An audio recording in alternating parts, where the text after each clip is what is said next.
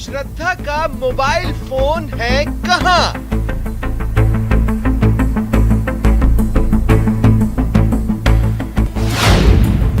Murder में इस्तेमाल आरी गई कहाँ?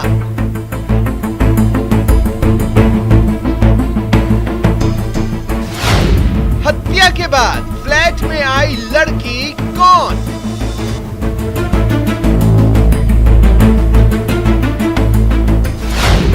क्या दूसरी लड़की मर्डर की थी वजह?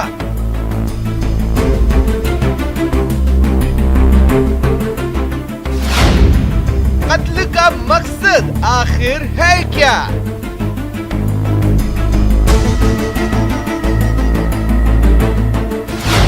क्या आफताब की रही है कोई आपराधिक पृष्ठभूमि?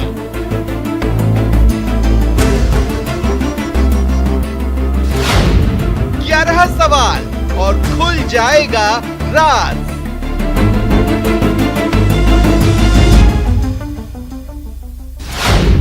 आफताब का सच से सामना। नमस्कार, आप सबके साथ मैं हूं प्रियंका राय। श्रद्धा हत्याकांड की गुत्थी बस सुलझने ही वाली है, क्योंकि आफताब के नार्को टेस्ट की इजाजत कोर्ट से मिल चुकी है, जिसके बाद पता चल जाएगा क्या श्रद्धा का मर्डर अचानक गुस्से में किया गया या इस कत्ल के लिए सुनियोजित साजिश रची गई थी। कत्ल में इस्तेमाल हथियार, श्रद्धा के कपड़े, वो कपड़े जो आफताब ने हत्याकांड के दिन पहने थे, वो कहाँ हैं? सवाल ये भी है कि आखिर कत्ल का मकसद क्या था। सवाल और भी हैं, बहुत सारे सवाल हैं जिनसे आफताब का सामना होना है।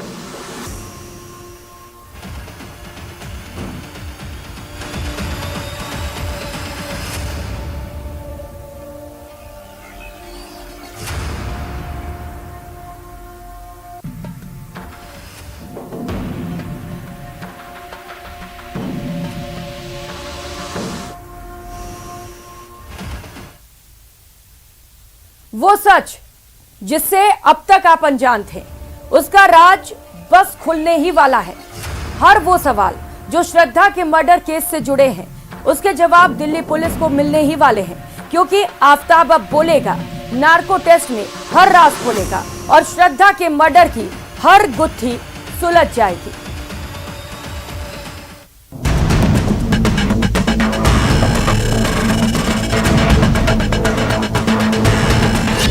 आफताब का होगा पूरा हिसाब किताब।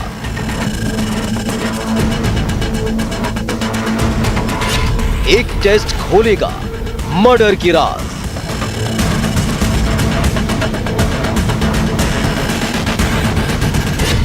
नार्को टेस्ट से होगा सबसे बड़ा पर्दाफाश। 18 मई की रात के सच को आफताब ने अब भी अपने सीने में छिपा रखा है, लेकिन अब वो राज ज्यादा दिन तक आफताब छिपा नहीं पाएगा, क्योंकि एक टेस्ट उसके खौफनाक करतूत की एक एक परत खोलने जा रहा है, जिसकी मंजूरी कोर्ट ने दे दी है।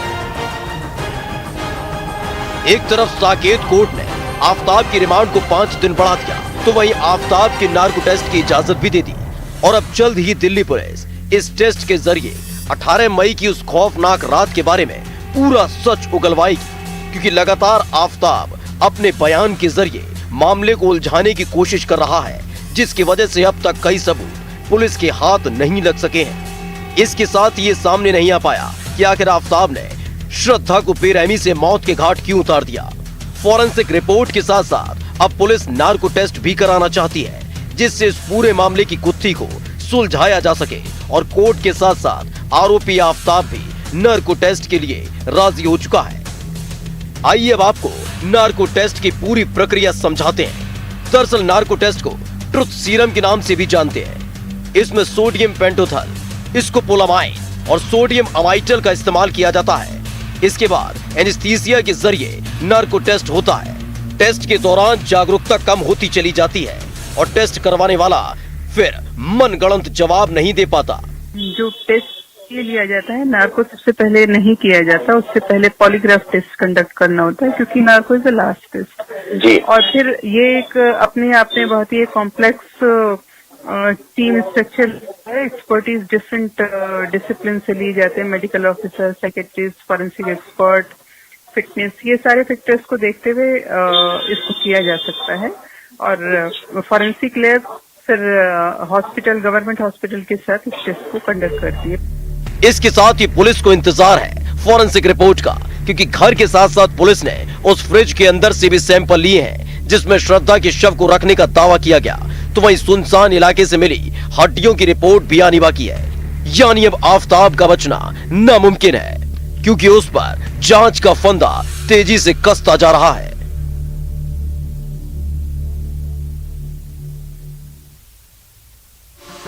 आफताब पुलिस को गुमराह कर रहा है, केस को भटकाने की कोशिश कर रहा है, इस मामले की गुत्थी को और उलझा रहा है।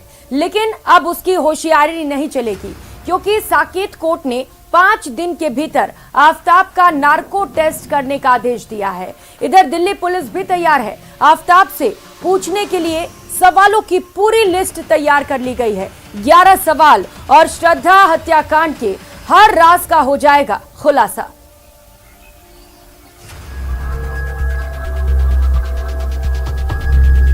पुलिस की जांच उन तमाम सबूतों के साथ साथ श्रद्धा मर्डर केस से जुड़े सवालों पर भी टिकी है, जिनके जवाब मिलते ही पूरी गुत्थी खोलती चली जाएगी और आफताब की पूरी क्राइम कुंडली सबके सामने होगी।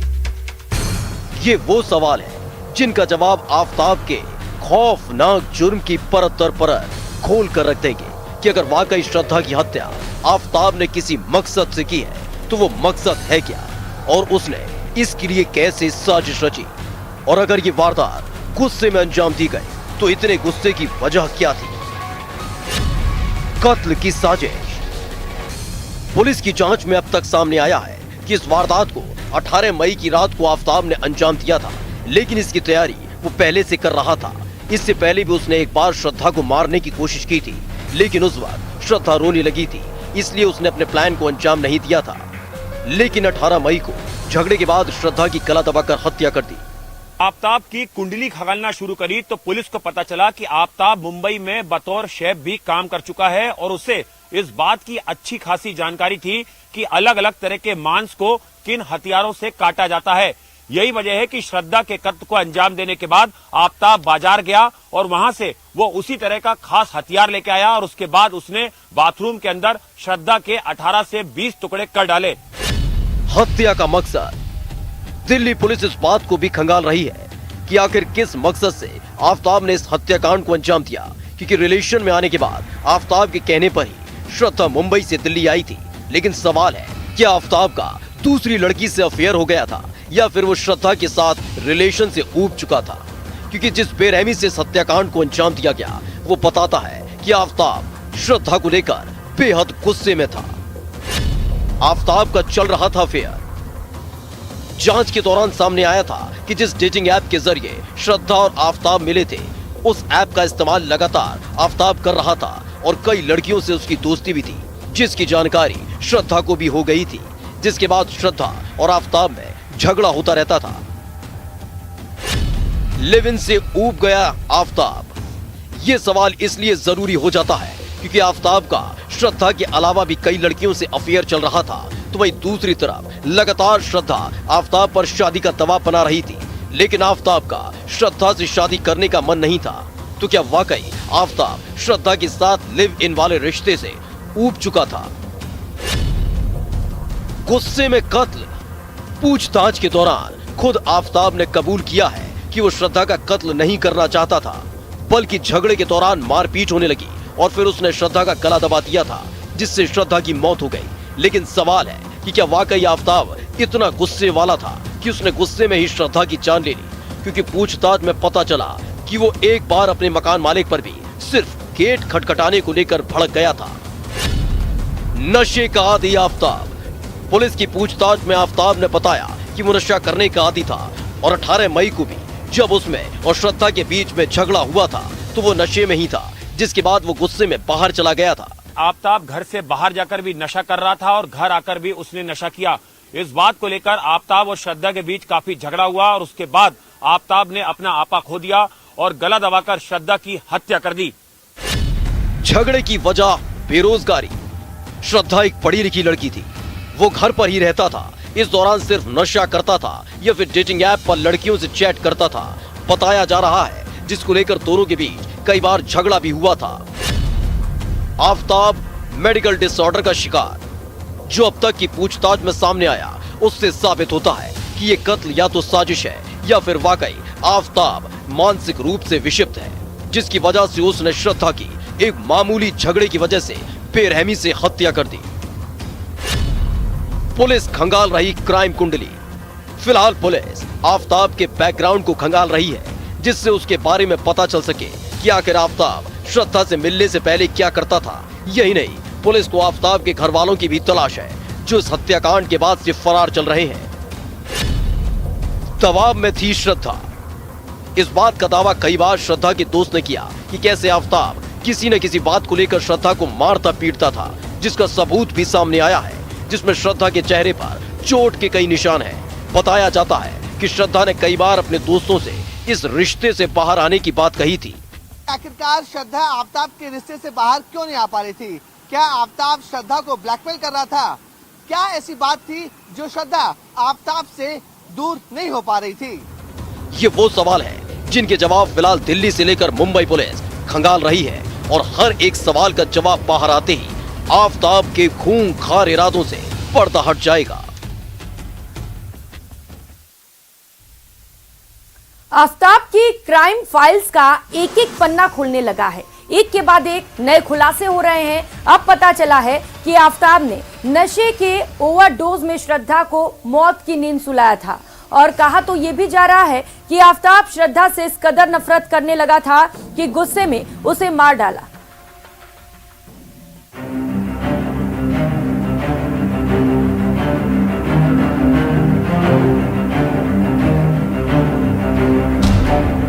आफताब की खुलने लगी कुंडली। नशे और नफरत का खौफनाक खेल, कत्ल की साजिश का खुला राज।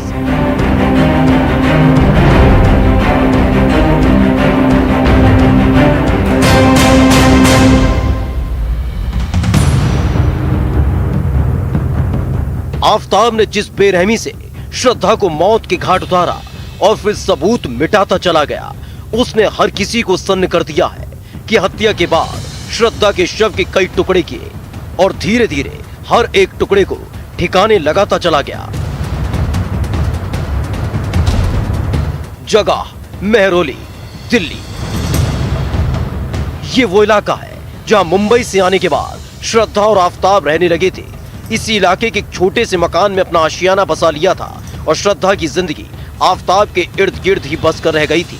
लेकिन इसी बीच श्रद्धा को पता लगा कि जिस डेटिंग ऐप पर वो और आफताब मिले थे और एक नए रिश्ते की शुरुआत हुई थी, उसका इस्तेमाल अब भी आफताब कर रहा है और कई लड़कियों से उसकी दोस्ती है। तारीख 18 मई, पता फ्लैट नंबर 93D, गली नंबर 1। मेहरौली का गली नंबर 1 का मकान नंबर 93D। ये खौफ का वो पता है जिसने हर किसी को सन्न कर दिया था। इसी मकान के पहले फ्लोर पर आफताब और श्रद्धा रहा करते थे। पुलिस की पूछताछ में आफताब ने कबूल किया था कि घर का खर्च चलाने से लेकर मुंबई से सामान लाने को लेकर कई बार दोनों में पहले भी झगड़ा हुआ था। बताया जाता है कि 18 मई की रात को भी श्रद्धा और आफताब के बीच झगड़ा हुआ था, जिसके बाद आफताब गुस्से में बाहर चला गया था। नशे में दिया वारदात को अंजाम। बताया जाता है कि आफताब कोई काम नहीं करता था, न कोई जॉब थी। वो दिन भर घर पर ही रहा करता था और तो और वो नशे का आदी हो चुका था। उस रोज भी जब श्रद्धा और आफताब में झगड़ा हुआ तो आफताब ने घर से बाहर जाकर नशा किया और जब वो वापस लौटा, जिसके बाद श्रद्धा उस पर बहुत गुस्सा हुई थी। पुलिस पूछताछ में खुलासा हुआ है कि 18 मई को श्रद्धा जब किसी बात पर आफताब से गुस्सा हुई तो उस वक्त आफताब नशे में था और उसने अपना आपा खो दिया और उसके बाद उसने तुरंत बिस्तर पर गला दबा के श्रद्धा की हत्या कर दी और श्रद्धा की जान निकल जाने के बाद भी आफताब लगातार नशा करता रहा। पुलिस की पूछताछ के दौरान आफताब खुद को मासूम साबित करने की कोशिश में जुटा है। जिसमें वो बार बार यही बताने की कोशिश कर रहा है कि वो श्रद्धा को मारना नहीं चाहता था, लेकिन जिस वक्त झगड़ा हुआ वो नशे में था और उसी दौरान उसने खौफनाक कदम उठा लिया था। पूछताछ में आफताब ने कबूल किया कि 18 मई की रात आफताब ने झगड़े के दौरान श्रद्धा को नीचे गिरा दिया और फिर उसकी छाती पर बैठ गया था और फिर श्रद्धा की गला दबाकर हत्या कर दी थी। पूछताछ में ये भी पता चला है कि हत्या वाली रात श्रद्धा की लाश को आफताब ने बाथरूम में छिपा दिया था। श्रद्धा के कत्ल को अंजाम देने के बाद आफताब ने एक खौफनाक साजिश रची।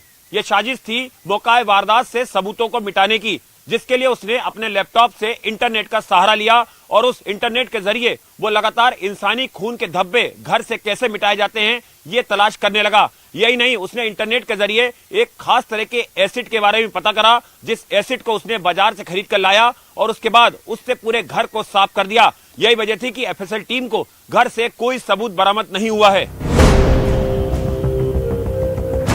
इस एसिड की जानकारी मिलने के बाद उसने हैवानियत की सारी हदें पार कर दी थी और फिर श्रद्धा के शव के कई टुकड़े कर दिए थे और उसके बाद उन टुकड़ों को एक पॉलिथीन में भरकर घर में रखे फ्रिज में रख दिया था।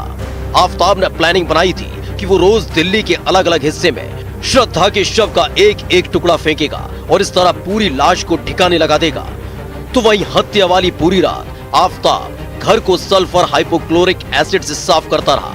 यही नहीं, इसके बाद भी वो रोजाना अपने घर को इसी एसिड से साफ करता था, जिसकी वजह से फॉरेंसिक टीम को घर के अंदर से खून के धब्बे भी नहीं मिले।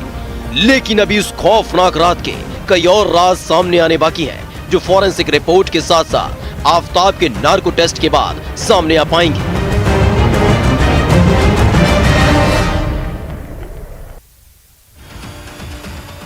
श्रद्धा मर्डर केस में कई सबूत पुलिस के हाथ लगे हैं, तो कई सबूतों की तलाश लगातार जारी है। लेकिन जो सबूत पुलिस को हाथ लगे हैं वो भी पूरी तरह से इस मामले को खोलने के लिए काफी नहीं है और अब इस पूरे मामले पर जांच की पूरी जिम्मेदारी फॉरेंसिक डिपार्टमेंट के ऊपर है, जिसकी रिपोर्ट आने के बाद ही आफताब के खौफनाक इरादों से पर्दा उठ पाएगा।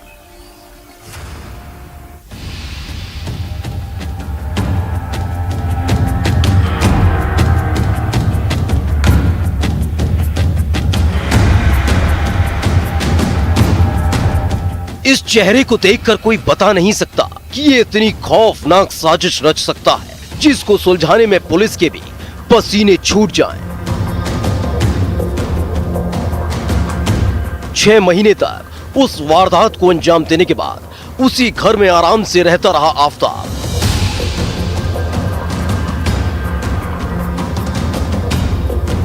और जब जब मौका मिला एक एक सबूत को मिटाता चला गया।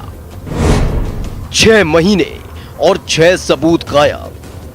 वारदात के खुलासे के बाद हर किसी के रोंगटे खड़े हो गए थे जब आफताब ने बड़ी ही बेरहमी से श्रद्धा की हत्या कर दी थी और अपने गुनाह को छिपाने के लिए उसके शरीर के 35 टुकड़े कर दिए थे, जिनको घर में रखे फ्रिज में छिपाए रखा और शव के टुकड़ों के साथ साथ वारदात में इस्तेमाल की गई एक एक चीज को आसानी से मिटाता चला गया, जिसकी तलाश अब दिल्ली पुलिस को सरगर्मी से है।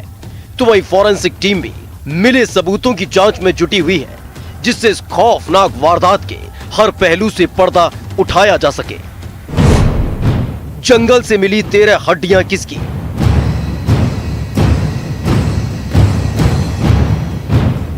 दरअसल पुलिस की गिरफ्त में आने के बाद आफताब ने कबूल किया था कि उसने ही श्रद्धा की हत्या की और उसके शव के 35 टुकड़े कर दिए थे और रात के अंधेरे में एक एक कर मेहरौली के सुनसान इलाके में एक एक टुकड़े को ठिकाने लगाता चला गया। जिसके बाद पुलिस ने जांच शुरू की तो पुलिस को 13 हड्डियां बरामद हुई, जो फॉरेंसिक जांच के लिए भेज दी गई हैं। लेकिन अभी तक साफ नहीं हो पाया है कि जो अवशेष मिले हैं वो श्रद्धा के ही हैं। फॉरेंसिक टीम करेगी डीएनए टेस्ट। जो हड्डियां मिली हैं वो इस मामले में अहम भूमिका निभाने वाली हैं। इसके लिए सबसे पहले ये पता करना होगा कि क्या ये हड्डियां श्रद्धा की हैं। इसके लिए श्रद्धा के पिता विकास मदान का ब्लड सैंपल भी लिया गया है, जो मिली 13 हड्डियों से मिलाया जाएगा और अगर डीएनए मैच हो गया तो साफ हो जाएगा कि मेहरौली के सुनसान इलाके से जो ये 13 हड्डियां बरामद हुई वो श्रद्धा की ही है। तो ऐसे केस में सीन क्राइम बहुत इम्पोर्टेंट रोल प्ले करता है। जो भी साइंटिस्ट जाता है उधर, जितना भी एविडेंसेस बचा हुआ है उसको सही ढंग से लेकर उसकी एनालिसिस, डीएनए एनालिसिस कर सकते हैं। और भी कुछ इनके हाथ का फिंगरप्रिंट मिल गया तो वो कर सकते हैं। और इसके और किसी ने आई विटनेस देखा होगा कि ये रात में कुछ पेपर के अनुसार कुछ ये पार्ट्स को, कुछ एनिमल्स को डाल रहा था, या any more evidences can be collected. Aftab के फ्रिज की जांच। आफताब के घर से बरामद हुआ फ्रिज श्रद्धा हत्याकांड की एक सच्चाई सामने लाने के लिए अहम भूमिका निभाएगा, क्योंकि आफताब ने जब इस हत्याकांड को अंजाम दिया था और श्रद्धा के शव के 35 टुकड़े किए थे तो उन टुकड़ों को एक पॉलिथीन में पैक करके घर में रखे फ्रिज में ही रखा था और रोज एक एक टुकड़े को ठिकाने लगाता चला गया। सबसे पहले फोरेंसिक टीम ने इस फ्रिज को कब्जे में लेकर जांच की थी, लेकिन बेंजीन टेस्ट में जिस केमिकल का इस्तेमाल फोरेंसिक टीम करती है उसमें कुछ खास नहीं मिला था, जिसमें पता चला कि हत्या के बाद आफताब ने एक खास किस्म के केमिकल का इस्तेमाल किया था जिससे सबूतों को मिटाया जा सके। अब फोरेंसिक टीम फ्रिज की गहनता से जांच करेगी। किचन से मिला खून किसका?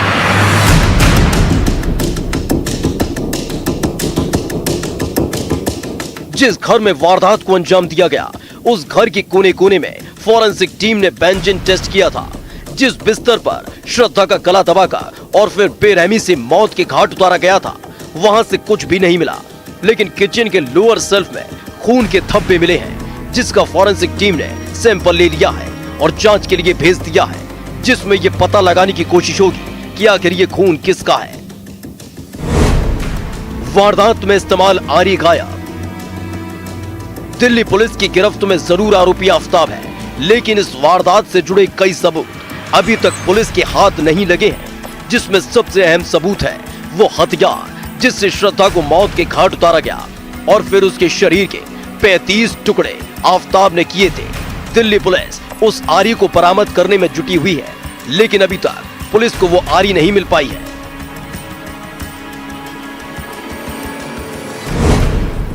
श्रद्धा के खून से सने कपड़े गायब। दिल्ली पुलिस को श्रद्धा के उन कपड़ों की भी तलाश है जो उसने वारदात वाले दिन पहने थे, यानी जिन कपड़ों में श्रद्धा की हत्या की गई थी।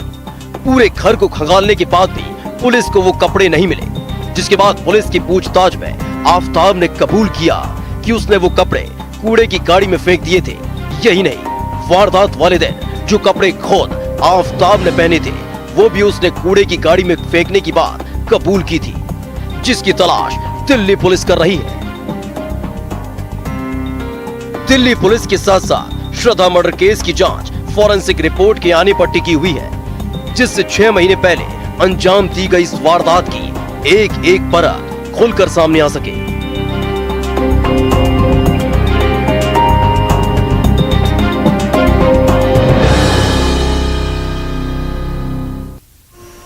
दिल्ली में हुई खौफनाक वारदात के बाद हर कोई जानना चाहता है कि आखिर कत्ल वाली रात ऐसा क्या हुआ था कि आफताब इंसान इतना हैवान हो गया। उसने श्रद्धा की गला दबाकर हत्या कर डाली और फिर उसके शव के टुकड़े टुकड़े कर दिए। उस रात महरौली की 93D में घटी इस वारदात का एक एक कर राज खुलकर सामने आ रहा है, जो बेहद डरा देने वाला है।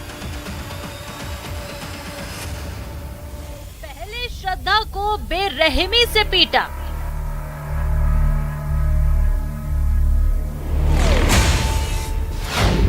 फिर आफताब ने गला दबाया।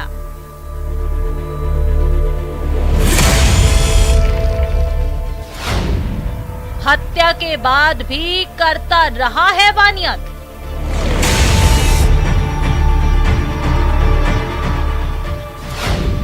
एक झटके में टुकड़े टुकड़े कर दी मोहब्बत।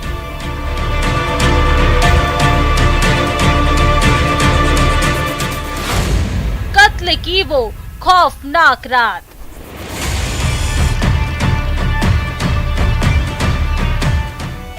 चार बरस पहले श्रद्धा बेहद खुश थी, क्योंकि उसकी जिंदगी में कोई खास आया था जो उस पर अपनी जान लुटाने की बातें करता था, जो श्रद्धा को अपनी जिंदगी बताता था, लेकिन श्रद्धा को भी ये नहीं पता था कि जिसके लिए वो अपने परिवार, अपने दोस्त, अपने शहर को छोड़ रही है, वो उसकी सांसें छीन लेगा और हैवानियत की ऐसी खौफनाक कहानी लिखेगा जिसे सुनकर हर कोई सन्न रह जाएगा। तारीख 18 मई 2022, जगह महरौली, दिल्ली। ये वो इलाका है जिसमें मुंबई से आने के बाद श्रद्धा और आफताब रहने लगे थे। इसी इलाके के एक छोटे से मकान में अपना आशियाना इन दोनों ने बसा लिया था। वक्त धीरे धीरे बीतता जा रहा था और श्रद्धा की जिंदगी आफताब के इर्द गिर्द ही बस कर रह गई थी। लेकिन इसी बीच श्रद्धा को पता लगा कि जिस डेटिंग ऐप पर वो और आफताब मिले थे और एक नए रिश्ते की शुरुआत हुई थी, उसका इस्तेमाल अब भी आफताब कर रहा है और कई लड़कियों से उसकी दोस्ती है। इसके बाद श्रद्धा और आफताब के बीच झगड़े होने लगे। कई बार आफताब ने श्रद्धा को समझाया था कि वो किसी डेटिंग ऐप का इस्तेमाल नहीं कर रहा है, लेकिन आफताब के झूठ को श्रद्धा ने पकड़ लिया था, जिसमें पता चला था कि आफताब कई लड़कियों को डेट कर रहा है और उसे धोखा। बताया जाता है कि 18 मई की रात को भी श्रद्धा और आफताब के बीच झगड़ा हुआ था। दोनों इसी बात को लेकर लड़ने लगे थे, क्योंकि श्रद्धा को पता चला था कि आफताब का कई लड़कियों से अफेयर चल रहा है। फिलहाल इतना ही, नमस्कार। लिया था।